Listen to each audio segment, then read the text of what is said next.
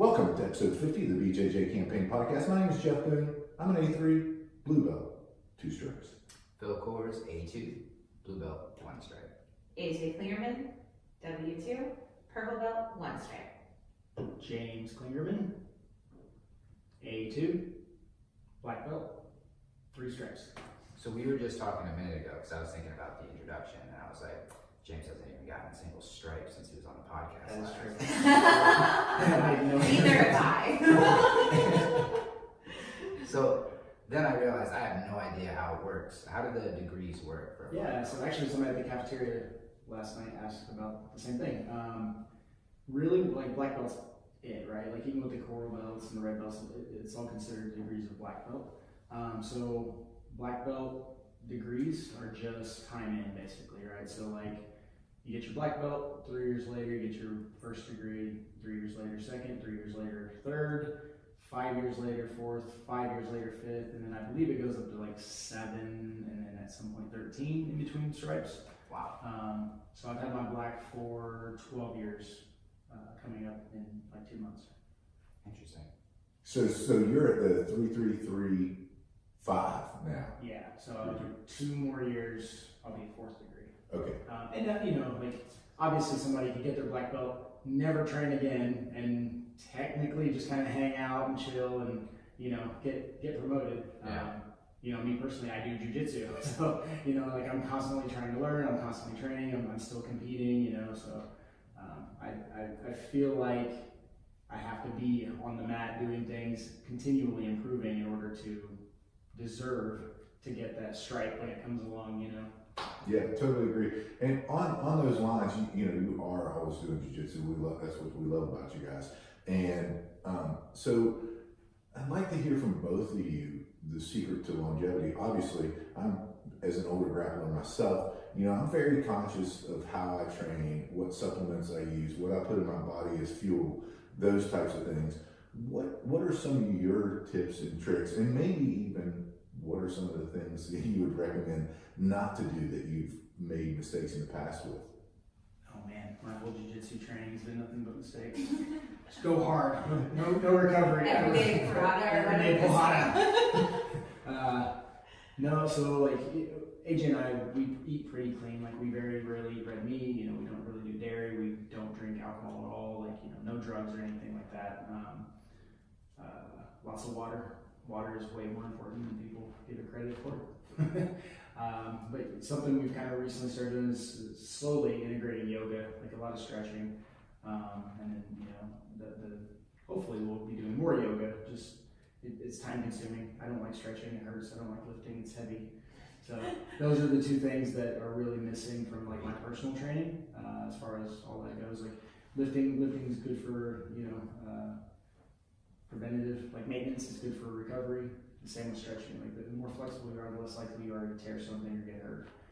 And then also when you're sore and stiff and you need to bend down and touch your toes, but you can't. Like you should try because stretching is good for you. Yeah, absolutely. And I also noticed you guys have been incorporating sauna into it. I think that's a good recovery tool as well with heat shot proteins and all that. We have a sauna in our basement and it's amazing. Yes, we're very fortunate there, so we can jump in the sauna. So yeah, we've got Aaron out here at camp, the Florida Iceman, and he keeps trying to get me to jump in ice, and I am so insanely cold sensitive. Like it's like if it's below 75 degrees, like I am freezing. I hate ice. Like it makes me want to kill people. I told somebody that I want to shoot babies, and AJ won't really say anything. But I don't like ice at all. So you're avoiding an uncomfortable situation. That seems kind of odd for somebody who's so good at jiu-jitsu. Getting hit by a semi-truck is also. But there's no benefit to getting hit by a semi-truck. There is. You tried it? No, I haven't. The research shows. Show me some statistics. We did have Aaron up for our gym training, and we did ice baths then and everything. And we are going to do one, I think, today.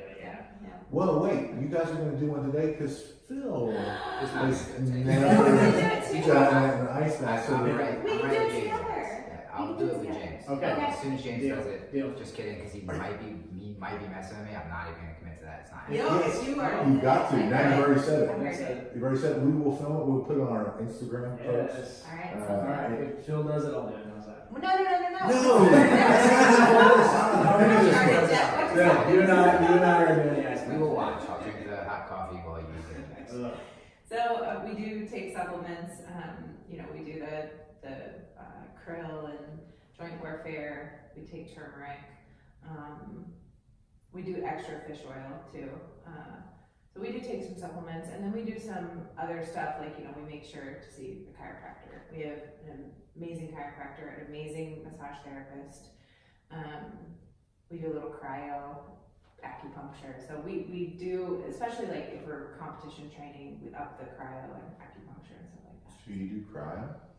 Yeah, cryo's nowhere. Like I don't like it. I don't like it at all. But it's nowhere That's near. what I keep asking about. I would try that. Yeah, it's nowhere near as painful as the ice bath. Like we had Aaron up, for our team training. So we took 2 pools, like 2 10-foot pools, and filled them with 4,000 pounds of ice, and it was horribly miserable, painful. Like I couldn't make the 2 minutes, not even remotely close to it. And we had other guys that were like in there for 20, 30, 40 minutes, like no problem. So. But you realize too that after that first minute and a half, it's usually a minute and a half to 2 minutes. That's when everything stops hurting. After that, it does. It really does. I promise you. I did this and it doesn't. James almost passed out in there. Like it was, yeah. I'm super cold sensitive. Like. Yeah, plus it's not fun. And so I pass out from the cold and then I drown because I sink straight to the bottom. I'm sure there were people that And would then have Jeff said, takes you back. Yeah. They finally got it. So maybe they're like, oh, look, James is really getting into it. He's underwater. He's doing he's been under there for 3 minutes. Yeah, he can hold his breath a long time.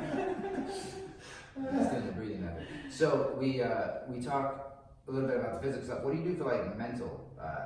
You've been doing so if you've been a black belt for 12 years, you've been doing it for like 20 something years. So like is the question like burnout or Burnout or boredom or other stuff coming up, that schedule problems that people run into where it's like I can't train and now I'm only coming once a week. You see it with new people. I think it's going to dwindle obviously the more you're doing it, but 20 years of doing the same thing. and just to preface that just a little bit more, and I was a little bit hurt by it, but Phil didn't tell me whenever he was feeling like he was not into training, he was not, but he was still doing it, consistent and everything, but he didn't tell me until one day on the podcast. I'm like, why haven't you ever told me that, we could figure it out, so that's kind of why I'm interested. Honestly, I haven't hit it all like that yet in the 2.5 years, but I'm sure I will at some point in time. And my intention is just to train consistently and get through it.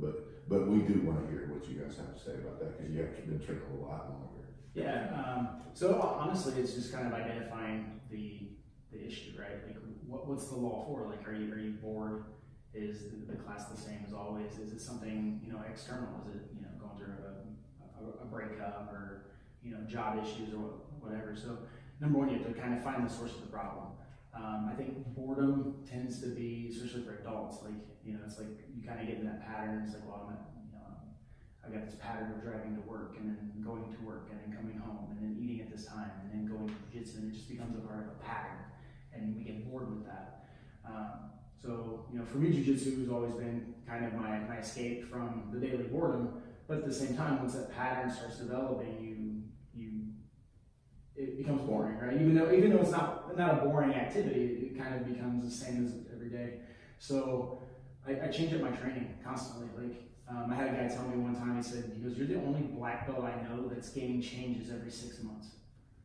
Because most guys, by the time they get a black belt, they have their game, and that's fine. Like everybody should have their game, especially competitors. But I teach, so I kind of have to be familiar with all the things. So and I like doing all the things, So I change my game plan up. I mix it up. I start working, different variations of half guard. I know some spider guard stuff, but I don't use spider guard a lot. So now I'm going to try that. It becomes more challenging, it becomes more fun, it becomes more problem solving. So it takes the boredom out of it. And I think that's the biggest thing I do personally, as far as the training boredom goes, is just kind of change it up, just keep it, keep it moving, keep it going. And then obviously when I have a tournament or something, I focus. Right. So I'm like, okay, I got to stop playing. I got to stop messing around with the white belts now. And, I might have said it before, but like I always give they're like, hey, I'm not mad at you speech, right? Like if I'm training hard, like if you roll with me, it's not going to be fun for you. And there are definitely comp trainings where I'm like, I'm not rolling with James today. Like I know that he's gonna murder me, and so it's just sometimes it's just like, well, okay. I think talking about the tournament aspect, like having a goal is a good thing too. Like that kind of keeps you from getting burnout. Is like the focus on what it is, and it doesn't have to be competing. We talked about it a little bit last night, but we had a girl so it actually started with the goal was 100 rolls. And a bunch of different women were posting about it, and I was like, let's break this down. Let's do the math, because I want to math everything out. How many times a week do you train?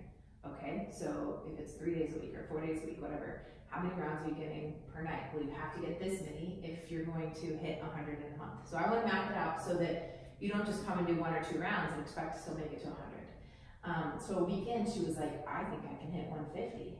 And so she upped it to 150, and she did make it. And she had all these excuses going into it, like thinking that she couldn't train that much. Her kids would get bored at the school, and what would they have for dinner? She wouldn't be making dinner every night, and that kind of stuff. Where instead she found out that a lot of that wasn't legit. Like her kids were great at the school. They started meal prepping, so she was like, I feel so much better because I'm eating better because we're meal prepping instead of just going out to dinner, and then she was happy she got to know a lot of her teammates better because she was keeping track of who she was rolling with. So she realized she rolled with her husband mostly. But she would go, hey, I've got to get a 7th round in tonight. Would you roll with me? What's your name? I'm Valerie. So there were lots of benefits to it, and it was just about like having a goal. So then after that, like me and one of my training partners and best friend Risser, we were like, we're gonna set goals for like how many submissions we want throughout the month. And then once we get through that, we're gonna do like, okay, we want this many loop chokes this month. We're gonna focus on like 1 submission, or like a couple that are probably loop choke and wild west, because that's our combo, like how many we want that month. So it just kind of makes it fun again. Like if you're not going, if competition isn't the thing you're going to do in the near future, then it's more about like just setting an interesting goal and seeing like how many did you get tonight, how many did you get, It's kind of funny because that's sort of what ended up happening. Was for me, it was just constantly focused on be on top, stay on top, or sweep to get on top. Yeah. Just never be in the closed guard anymore. Like stop it, and just it's kind of naturally what ended up happening. Yeah, that's fun. Good. You gotta change it up. And I think going in with a game plan, like James talks a lot about game plans, but if you're just going in and just doing jiu-jitsu all the time, then it becomes very much the same thing. But if you go in with a game plan, no matter what that game plan is, it makes it more interesting. You're paying more attention, you're more interested in the results. How much does she feel she improved after that? Because I heard the podcast, but I don't know if there was an update on that. Yeah, I think that I think most of it was in her self-confidence, really. Because she also got her blue belt that month. Okay. So that was kind of cool, which was just a thing that she didn't expect. It just, was part of it. But I think most of it was in mental, like that she could do more than she thought she could. Okay. And you guys kind of hit on it, training with purpose, and we constantly on the podcast so that we're kind of held accountable for, right? We set goals for our training. Like I've been working a lot on half guard. I've been working a lot on back defense. Things that kind of go along with my game, and trying to get in different positions than the ones I'm normally in. Along those lines, what's something that, let's say, and because of our audience, and they're mostly white, blue, people who are learning to do jiu-jitsu and haven't been doing it for a really long time, what's some advice that you can give them for the goal setting and training with purpose? I mean, even if So I recently went and did privates with every one of my girls. I personally paired them up so that they were kind of close in size or experience or whatever, and then we sat down and we wrote out game plans. And even if they were brand new and all they knew was an Americana, and you know, they said, okay, well, from side control you're doing an Americana, and from mount you're doing an Americana, and you know, like, so we just, and then if they had questions about things, we ran through what that was. But I think even from a very beginner level, you can still have a game plan of things you want to focus on. Yeah, the less things you know, the easier it is to focus on. Yeah. That makes a lot of sense. Do you usually recommend, like, if you're coming up with a game plan for somebody who's pretty new, would you go more by like body type stuff, or would you encourage them to go after and do what, you know, if they're like, I like this, would you push them towards what they like doing more, or what you think they're successful with? A little bit of both. So Okay. normally toward what they like, right? Because they're gonna explore that more, just Right. naturally. Yeah, But then there's gonna be body type stuff, like if the guy's 300 pounds and 5 feet tall and he wants to do triangles all day long, I'm gonna go, okay, let me see your triangle. Okay, we're not doing that. Right. Maybe that's not the best. Yeah, that's not the best move for you. Like, let's wait on that one, right? Because the thing is with the game plan with training, you have to have a level of success, or it sucks real bad. Like, agreed. Right? That's true. Like if I know 3 moves and I've never ever hit one of them on anyone ever, and I've been training for 6 months, like that's very discouraging. So, you know, you've got to have some realistic techniques that, you know, so maybe work with the body type. But at the same time, they have to want to do it. They have to want to explore that, to kind of be drawn to that technique or that position or what have you. And even be able to recognize it. Yeah. Right, so I can't tell somebody that they should be doing a certain technique if they don't see, oh, the arm's right there. I should Yeah. do That's that. interesting. We were talking about, it's like a similar question with John Plow, our professor, when he was on, and he said something that I thought was really interesting and I found to be really true. But he was like, you know, you'll find your technique that you want. Like it's gonna find you. You don't have to go look for which one you like. It's gonna find you, and you're gonna gravitate towards that and start working from there. And I did that with like cross chokes and triangle stuff, so I thought that was interesting. Yeah. Nice. So, so being multiple school owners now with Endurance and Indiana Brazilian Jiu-Jitsu, you know, we've had the privilege of meeting your students this week, Jen, Dan, all those folks. It's been Daniel. Dan. Oh, it's Dan. Daniel. Yeah. Don't call him Dan. Oh, Dan. He said, I'm not a Dan. And it was Doug, right? Because Doug won Doug, out yeah. last night. Good. He said you guys had a good role. That was Yeah. fun. Yeah. And then our guy Mac was here too, but he only did half week. Mac session. Okay, I don't understand that. But listen, we're going to move on from He that. was sad That's- about it once he got here. Of course, everyone's sad about it if they only do one session. If you're going to Origin Immersion Jiu-Jitsu camp, sign up for the whole week because you're going to regret it if you don't when you get here. Mm-hmm. And session B sucks because everything's out of stock. We've already Session bought A the workshop buys out. other things. You're right about that. And they kept the Jocko white tea and the Go. They kept it stocked this time. Yeah. Like, Last year we drank it all before Session B got none last year. And we were, you know, speaking of that, we were down doing the ice baths. They have pallets of that downstairs still. That's Oh, awesome. yeah, so we're not going running to. out. Right. I'm gonna rent a U-Haul. So you guys are driving that. One thing that one of your students said that you guys were really good at was how you deal with different personalities and different attitudes in an environment to keep a positive training environment that you guys facilitate. Tell us a little about that. For me, I'm very much I love you where you are. Like I've always said that's who I am. I had a girl once tell me that, you know, like she was going through a rough time and she's like, I'm sorry I'm not my normal, like, bubbly, uplifting self. And I was like, I don't need you to be anything for me. Like, you don't have to be any personality or, you know, whatever for me.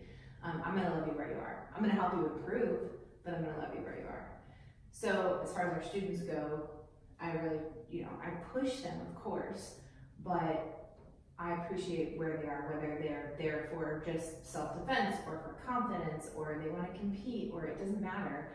I'm there for your journey. It's your journey. If you want to change that journey, I'll help you find the way to do that. But that's, I guess, how I personally navigate it. Yeah, I mean, everyone has something going on in their life at any given moment. Like, especially when you have, you get 300 people, very few of those people are 100% happy all day long, every day, all a given time. So you just have to understand that, like, everyone's going through something at some point, and just kind of be there for them. And, Jiu-Jitsu's there for all of us. And yeah, it's the thing that they're doing for something positive. So, and we come together. It doesn't matter, like, Jiu-Jitsu is a great equalizer. The mats don't care. The mats don't care what your race or religion or anything like that is. So, we just... Yeah, it's everyone's in there sharing the love for the same thing, so. And I would say that Jiu-Jitsu builds trust extremely fast. Like, that's how we have such close relationships, is because you're going to choke me, and I'm going to tap, and then you'll let go. So there's, like, this instant trust that, like, my life is in your hands, and you're going to let go when I ask you to, and we move on, So you get really, really close relationships quickly through Jiu-Jitsu. So that helps too. I was training with Josh Hinger one time, and I was showing him the Von Flue choke, and, like, he tapped, and I jokingly was like, nope, this is my chance, and he was like, oh, hey. He's like, hey, like, there's like he called it like something, like an agreement of trust. Yeah. And he's like, you don't break the agreement of trust in Jiu-Jitsu. He's like, a tap is a tap. And I was like, yeah, obviously, like, I was joking, but yeah, it was cool to hear that from somebody else. It was like, whoa, like, tap means stop. And even day one, like, we explain what the tap is to new people, and we tell them, like, even if you think someone tapped, stop. Right. Like, if you don't know, like, maybe their hand got caught, like, you have no idea why somebody taps sometimes. Like, I got tapped last night because his toe got caught in my hand. We're all wearing bracelets at Origin Camp, like little rubber ones, and I could tell it wasn't my sleeve, but I knew something was going on. But he was just like, stop. And so I just froze, and he's like, can I get that toe out of there? Yes. That's why I'm wearing I took it off. I was like, it's off of me right now. But yeah, I was like, I was in his guard. I'm like, obviously, I'm not tapping him out. Like, but he tapped, and we stopped, and then we reset, and everything was good. Yeah, and along those lines, we do share our personal space, right? I mean, and there's a lot to, probably not enough credit given to that connection that we get with people whenever we're touching them, because we're, well, if you're a white belt, you might not have all your hands and feet on people, but you should. but we're constantly gripping, we're constantly touching, and I think that's something that's very important, that most people that don't do jiu-jitsu might not get enough of, and so I think that does build that intimacy and that trust, and those, you've all seen the memes, you have a jiu-jitsu shirt on and you're immediately friends, right? Yeah. I mean, we just become best friends. Right, that's the one. And so, yeah, I think that there's a lot to that, and I'm grateful for it in my life, for sure. Coming to Origin Camp, we made friends at the airport. We stopped at Cracker Barrel because we thought we'd eat there. I made a friend there. And then we went to Chipotle. I made 3 friends there because they all have on jiu-jitsu shirts all coming to camp. I'm like, oh, we're friends. Exactly. So Phil and I were talking whenever we were prepping for this, and something that I'm not good at is Jiu-jitsu? Yeah, well, that. Although I'm going to go here, because folks, I'm going to give you a tip on how to get out of James Clingerman's loop choke, because I've got it perfected. Oh, man, this was really good. No, right? I mean, it's going to work every time. Every time. But you got to first have the setup, right? I also want to take partial credit for this, and I'll explain why. Yeah. So the first part of the equation is he has to have a new gi on. Okay. Wait, James or someone else? No. James. You don't. James it doesn't matter what gi you have on. Okay. This technique works in no gi, as long as James is wearing a gi. Yeah. Right. You can be. Well, I can't loop choke. Can't loop choke. Yeah, I lied. Okay. Phil's not good at loop choke. So the secret technique is that you cut your head shaving the night before, because then whenever he gets you in a loop choke, it scrapes the scab off, and then it gets blood all over his new gi, and he immediately lets go before I was even ready to tap. That's almost true. So it wasn't the blood on the gi that made me let go. It was the blood spurting from the top of your head all over the mats that made me let go. Because I wanted to check on your well-being. Either way, success on my part. And last year when you were showing the Von Flu, it was no gi, and he didn't shave his head, and his stubble was just, it was just tearing it out. It was just the worst thing he ever has done to me. He was like, no, the choke's not on, but the stubble on your head is killing my bicep.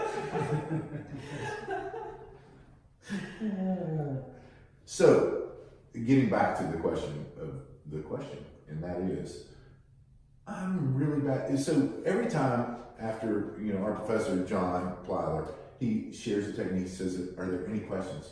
I don't have any questions because I haven't drilled the move, right? Like maybe if it's one I'm not familiar with and I want to ask something, but I don't think of those things right then. Yeah. And then the technique doesn't fall apart until you try it. Right. Yeah. And then inevitably, it's like I get 2 or 3 reps in and I'm like, Right. or I'll wait till we reconvene and he, tightens up whatever it is that the detail is that he's seeing everybody do wrong. I have a problem asking thoughtful questions because first off, I don't want to be the guy that's the but what if guy, right? Because there's 7,000 but what ifs. And if you're listening and you're out there and if you're the what if guy, stop it. Or what if girl, don't care, stop it. James has a great answer for that, first of all. So I hate what if questions. Right. On a low level, right? On a low level, like if you know the technique, if you're familiar with the position, then we can go into what ifs. But when I'm showing a brand new person a basic armbar and they say, well, what if he pulls out of it? It's a simple answer. They won't. They never will. And the reason they never will is because you don't know the armbar to go for the armbar in the first place. So you need to learn step 1 and apply step 1 before they're going to defend that, and we can move on to step 2. That is a great answer. But stop asking what if. So on the line of how, because I noticed you asking questions, I noticed you asking questions, AJ. What? Maybe it's just me, and maybe I'm just, You think stupid. it's just experience? I do. I really do. Like James spends every now and then we'll do a week of just Q&A, and it's my favorite. Like we just ask whatever questions about whatever you're working on.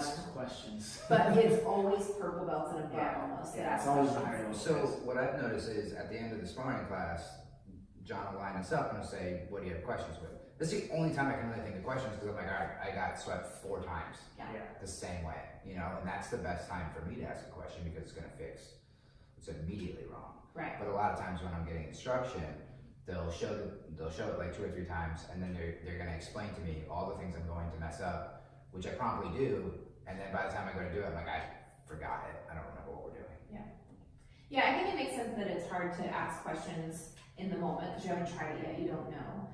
But just questions in general, I think often comes with experience, right? It's you start seeing, you don't know what you don't know kind of things when you're younger, or younger jiu-jitsu, I guess.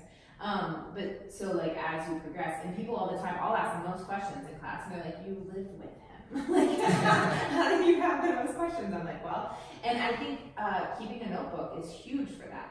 Because if you got swept 4 times that night and you didn't get a chance to ask the question, you take the note on it. Mm-hmm. So then when you do have the chance to ask the question, you can be like, hey, this keeps happening. I keep getting swept. This is what I'm doing. How can I fix it? Yeah. I think that's great advice. And it's something that I've got to work on, just personally. Because I benefit from everybody else's questions. I feel like I'm not contributing in that respect. To have a thoughtful question, but I'd rather, It's also it's funny because I tour with James for all his seminars, and so sometimes my questions are ones that I know the class should be asking, but they're not. So just to clarify, are you doing this? I know I've seen it, a million times, but some of the upper belts you can tell they're doing that. Yeah. Charlie does that a lot. Yes. for sure. So next, what is a question that nobody asks you that you feel like they should ask? Oh man. We're such open books. I feel like Yeah. if they're not asking, we're just telling. That's a good question. So It's that question. Yes. That That's the question that no one Yes. asks. Thank you, Jen. Best question ever. Stop us. That was hilarious. But along that same vein of questions, since we've obviously gone off on that pathway, is that what would each of you tell your white belt selves if you had a chance to go back in time? Well, I'll take it from my regrets, right? So I don't tend to have regrets in life really, but I always say like my two biggest regrets. I used to always say my biggest regret was not competing enough as a white belt. I really wish I would have competed more as a white belt. Nobody cares, you know what the outcome is. There's no pressure. It's just go out there and get the experience. And to be honest, I was a white belt for 13 years, so I had plenty of opportunity. That's not true. I mean, I was a white belt for 13 years, but I didn't really train consistently during that time. But I wish I would have competed more as a white. My new regret is more not taking care of myself when I get injured. So, you know, I'll have an injury and be like, it's fine, let's just keep going. Instead of going, okay, I need to take a break. I need to, you know, not train hard. I had herniated a disc in my back and still did like 3 tournaments at Worlds and Origin Camp and everything. You know, like I did too much and then ended up a week in bed, not being able to get up. So I think I would tell my white belt self to compete more and to respect my body more. Listen to your body. Yeah, I think it's great advice. Yeah, that's always good advice. Me personally, I came from the era of hoist racing, right? The no time limit. You can just kind of hang out and chill, and somebody's eventually gonna fall into a submission. You know, just you don't have to force anything, and jiu-jitsu's laid back, and you just go with the flow. And I wish I really would have started in more of a wrestler mindset. I never wrestled or played any other sports before this. So I wish that I would have just been taught like, hey, go smash this guy and just go as hard and fast as you can, right? Which is oddly enough, right? It's the opposite. Very interesting. It's the opposite advice I normally give guys. But for my personality type, because I was always like a counter fighter. Even when I kickbox and stuff, I would like wait for guys to start punching at me, and then I would slip and I would move and I would try to like, you know, intercept like you know, JKD or whatever. But like I was always a counter fighter, and it kind of put me behind. You know, when you're starting as a counter fighter, you're automatically behind. Like the other guy always goes first. And I wish not necessarily that I would just go hard all the time, but like that I would have kind of had that more aggressive mindset. Like get to where you want to be, finish. And I struggle with that a lot, yeah. Especially with guard passing. Like I feel like I've had a couple of people tell me like I start to do a guard pass and I have a moment, and then I like reassess or think, and they adjust and it's gone, and I don't go get it. I think that goes back to the game plan again too. You know, like, because I'm not doing any guard pass, I'm doing my 2 guard passes. And no matter what guard you put me in, I'm putting you in the position I want to do my pass. Does that make sense? Yeah. So then, like, I don't have to think about, like, okay, I started to go for this one. Is that the one I want? No, let's go for this one. No, is that, you know, like, I'm not questioning it in the middle of it. I'm like, I'm moving to put you in that place so that I can do my pass. Makes sense. Also, we were wondering, I saw a post that John put up a while back, and I thought it was interesting, so I don't know if you can think of any off the top of your head, but it's just kind of about habits, whether it's training or otherwise, but things you notice and you see, you know, brown belts and black belts doing that white belts, blue belts either don't know to do or don't think to do, and whether it's while drilling or training or whatever, just things they do differently, other than being good at it. I think they drill with intention. You know what I mean? Like, I think a lot of new people, they come in, they see the move, and they go, okay, I'm going to do, like, a couple reps of that, I'm going to play with it, well, you know, until coach tells us to switch, and they come in, and they're, like, kind of meandering through the move, and, oh, my hand goes here, okay, and they're putting zero thought into any of it except like they're kind of getting the gist of the body movement, but they're not putting themselves in the scenario, right? Whereas like when I show a move to a brown belt, he's automatically going, okay, so the guy's trying to choke me, I'm in a tournament, I'm gonna fight, whatever, and they're automatically kind of role playing as they go, and so they're putting themselves in a more realistic scenario in their head as they're drilling the move. On the bottom side too, right? So not necessarily bottom, but like James taught at our women's camp, and there was one move where no one was getting it, and they weren't getting it because the person not doing the move wasn't moving their body right. Like they weren't defending the Kimura. They were just like, well, if you don't defend it, then I can't do this. So both sides of that, not just like drilling it as the actually drilling, but the person on the bottom that's defending or whatever, moving like a person would move in a match. So not like fighting. Don't be a dead fish. Right, don't be a dead fish. Don't just lay there and then also I see a lot where maybe we're working a pass and then turn back to guard or something like that, and people will do they'll do the thing one time and then they'll get up and they'll fix their gi and they'll fix their hair or whatever, and then they do it again instead of keeping that constant contact and thinking about drilling from both sides. Yeah, agreed. And it's something that I find that the more experience that I get with jiu-jitsu, I do what you do. And from early on, Phil and I have always been of this mindset is that whenever it's time to drill the move, I want to make sure that I'm getting the most reps of that move of anyone in the class. Mm-hmm. And I think that's really beneficial to, I'm not going to say accelerate your learning, but the more times you do it, if you do it 10,000 times, if you get in 4 extra reps every time, you're going to be better at that move in a shorter amount of time, right? It's the same amount of reps, it's just a shorter amount of time. Yeah, I make our guys do math constantly. Like, I'll go, okay guys, like I want you to count how many reps you get, right? And I will tell them why, and I'll set the timer for 3 or 4 minutes, whatever it may be. And I'll go, okay, how many reps did you get? And they're like, 4. I'm like, okay, let me do this move, I want you to count. And I'll do the move, I'm like, how long did that take me? They're like, 3 seconds.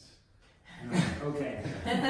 You should have got 60 reps. Right. And that's what I do. I'm like, okay, so 3 seconds. How many of those can you do in 1 minute then? And they're like, 20. Okay, and we went for 4 minutes. So how many should you have gotten? Yeah. 80. Okay, and you did 4. Like, what's wrong with the scenario here? What are you doing wrong? Like, even with a little transition period, like, you should still be at 40 or so. So, like, people just don't use their time wisely, right? So, we have a term, actually got it from Hoist Gracie, no barbecuing, right? So, no wasting time, no social gathering during class. Don't sit around and talk. When you're told to drill, you drill. And when you're drilling, no dead space. Like, you do the move, you do the move, you do the move. Don't do the move, fix your hair, fix your belt, talk to your friend. Just do it, and do it with intent.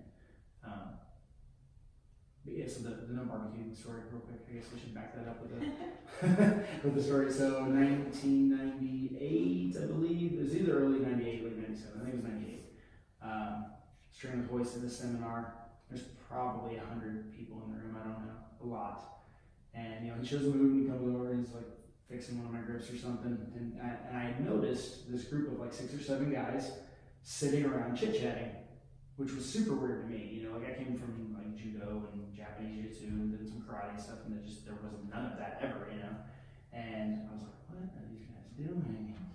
And so I'm drilling my move, and Hoist kind of stops. He's like, hold on, James. And he walks over and he like stands over these guys, and they're just talking, like they don't even acknowledge him. And he goes, guys! And they're all like, oh! He kind of scared them. And he says, what are you doing? Looks like you're having a barbecue. Train. And I just, I was in earshot and I was like, oh, that's awesome. So on our list of rules, it says no barbecuing. Yeah. I like it. I think competition too can help with that. Like, I had a girl, Jordan, compete at Worlds, and she came to me afterwards and she was like, jiu-jitsu is no longer social hour for me. I'm ready to like take it seriously. And she's been training 2 years maybe. Just got her blue belt. Yeah, so it was just cool, like then seeing the bigger picture, she had this realization of like, okay, probably I've been talking too much, been goofing off too much, it's time to train. And I think your whole approach to competing, I really like it, and that you encourage it a lot. I compete anyway. Like, I can't play video games if I'm not beating or trying to beat another person. I'm not interested. Right. I'm already drawn to that naturally, but I think your points of saying, you know, if you train for self-defense, and if you guys want to talk about that, I think that's all great, because I think it's super true. I mean, yeah, maybe not everything is legal and you can't punch the guy in the face, but at the same time, like, I've never had an adrenaline reaction like my first competition, which I Exactly. improved a lot. So Yeah. I really like your guys' approach to competing. Like, and that's specifically why I asked you the questions. I know you don't, but you know, when you were talking to somebody and they're just dead set against not competing, we kind of all can figure why. But I'm like, do you care if people win? You know. I think it was really impressive. I think we talked that guy into competing last night. Yeah, Really if do. you remember, I he was think- like, "Oh, I'm gonna compete." Yeah. And just to set up what we were just talking about, was one of the grapplers here at camp, and he was stuck. You know, he was asking about promotion. He's a 4-stripe blue belt, and you know, James, I'd love for you to go into those 6 pillars, because I think that was really enlightening. And listen, folks, the real answer is, don't worry about the belt. It's a piece of cloth that holds your gi together. I mean, it's going to come. I think we've seen enough people around enough time to know that if we just keep training consistently, those things will come. But what people are looking for, and every professor is different. I mean, right? There's a lot of similarities, you know, in all this. And crazy enough, it seems to work. You know, it seems like whenever you're rolling with somebody, you know what they are. Yeah. You know, and so if you would just talk a little bit about those 6 pillars. Yeah, for sure. So everybody always asks, like, what do you look for in promotion? And it's also got 4 main pillars, and then kind of 2 like secondary pillars, I guess. And it's pretty simple. It's level of knowledge. How well do you know the technique? How many techniques do you know? Time in. How well do you roll with your peers in class? And how well do you compete? So if one of those pillars is weak, the other 3 need to be stronger. And what I was telling that guy, and as soon as I said how well do you compete, he was like, "Oh yeah!" And he started like groaning and making all these noises. He's like, basically was like, "I would never be your student." And yeah, not that he said that, but that was kind of the attitude. And I was like, "Hold on, like give me a minute." So it's always, almost always, competition that is either the weak pillar or it's the strong pillar, right? You have some guys that they're not super technical, but they're monsters on the mat. They move well, they crush. Maybe they came from a wrestling or a judo background. And so if you're out there and you're winning blue belt worlds and other tournaments, so that's also another thing. I don't look at like if you win worlds, that's awesome. That's a tournament. Can you also win the local tournament? Can you also win this other tournament? You know. So just because something's worlds doesn't make it like the end all be all, right? You know, we've got guys. My guy Joel, he's a 6-time world champion. He's been tapped out at our local tournaments so many times. It's not, you know, and he's just like, what in the world? And it's like, well, this small local tournament, that is some guys' worlds. It's the only tournament they get to do. Mm-hmm. So they train like it's, you know, Abu Dhabi when it's, you know, the ego in Indiana, you know. Right. But so it's always that tournament thing that's either really strong or really weak. But you know, if you don't compete at all, or maybe you just don't compete well, then the other 3 have to be stronger. It might take you a little bit longer. Your level of knowledge should be a little bit higher, right? If you don't roll well, you know, we've got guys that are 60s. They're not in their start when they're 60s. I don't expect those guys to be able to roll well. But what I do expect, I expect them to be able to show a new person how to do the moves. You know, I expect their level of understanding of the technique to be pretty high before they move on to that next belt. And it's going to take them a little longer naturally, right? So 5 and 6. 5, I kind of added, honestly, as I started getting older, because I realized like, oh, I'm not going to be able to like, you know, stay healthy forever. Like there's going to be a point where I peak and then everything's downhill from there. And so it's continual improvement, right? So that might be physical, that might be emotional, that might be, and well, it definitely is technique. Like if you're doing jiu-jitsu, your jiu-jitsu should be getting better in some aspect. Now it might slow down. Obviously, like when I was a white belt and knew nothing, my first 6 months, it was my jiu-jitsu skyrocketed, right? And there's always peaks and valleys, but now that I'm a black belt, I'm fairly good at jiu-jitsu.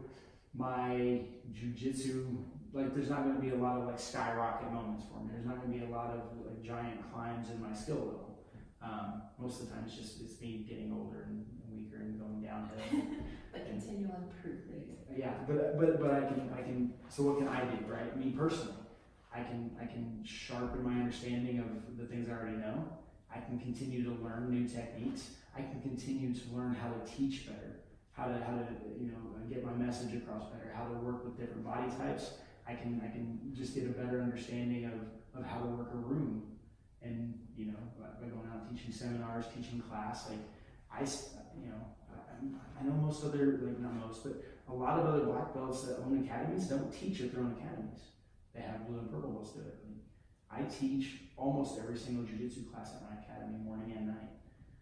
So because that's what I'm doing, that's what I want to get better at doing. So. Yeah, no, I think those are great. Six pillar, he didn't give the six pillar. Oh, don't be a douchebag. Yeah. Moral compass. Super important, super important pillar. So guys, thanks again. This is the third time for each of you. You were on episode 7 together. Episode 37 with Beauty and the Gi, co-streaming. That was AJ and Jen. And by the way, if you guys out there haven't heard of Beauty and the Gi podcast, go and download it and share it with your friends, just like you would the BJJ campaign podcast. And then James, you were on the recent episode. That's right. I forced myself in. Very cute, I like it. The door was locked and everything. Let me in. And you guys have Indiana Brazilian Jiu-Jitsu and Endurance BJJ. Yes. And what? They're both in the Indianapolis area. Greenwood and Zionsville, Indiana. And AJ, you run an all-women's camp? I do. We've run 6 camps up to now.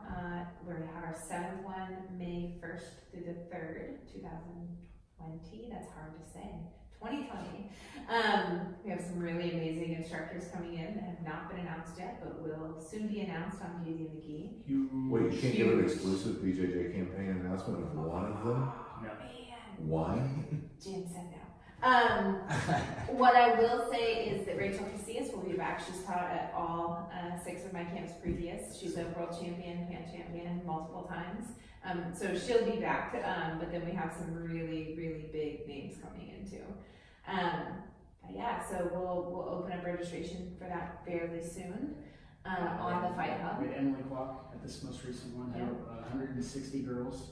Yeah, 160 women there. We had to shut registration. We shut registration down at 60, and then at 70, and then at 80, and then we were like, okay, we have to move locations. And so we opened it up, and we were like, okay, we got to cap it at 160, and we it sold out so fast. It was awesome. Are you thinking about expanding, or are you still going to do 160? Yes. Nope, we're already in talks with a bigger place, getting that all finalized, and so I think probably we'll hit 220 is what we'll have to cap out for this one. So folks, get in on that early registration. For sure. And there's going to be a code, BJJ campaign podcast code. It won't get you anything, but you can put it in. We'll see what it can get you. Maybe that can be that. But yeah, so May 1st through the 3rd, and that's role model, like ROLL. And it's a role model women's only grappling camp. So Excellent. And there's nothing better than jiu-jitsu camp. nothing. That's great. 100%. Yeah. Anything else, James, for you? Nope. Got a couple of DVDs coming out, so we also own the Fight Hub, so we produce some DVDs. I've got some of my own, and then we worked with like Josh Hinger, Chris Monsi, Tom McMahon, Marcelo Cohen, Tim Sled. So we've done some DVDs with some other guys.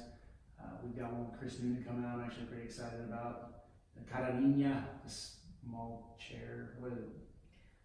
Small Like the chair, weights. little chair, Yeah, that's what it means. Little chair. But it's kind of something exciting. We've got another one that we've already filmed with Marcelo Cohen. We've got a dual disc that we filmed with Christian Woodmonsi.